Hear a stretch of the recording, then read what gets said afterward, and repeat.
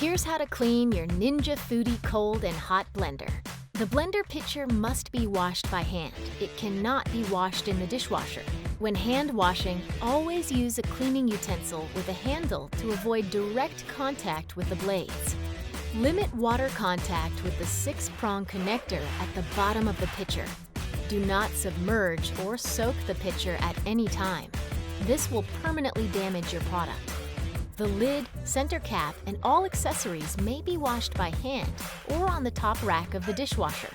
The Ninja Foodi Cold and Hot blender has a heated clean program that makes cleaning stuck-on messes a breeze.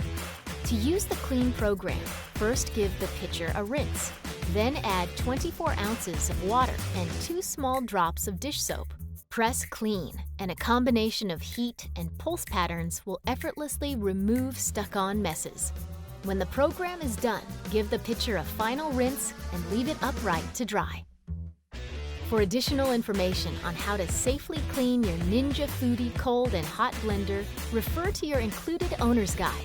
For more information, visit ninjakitchen.sg.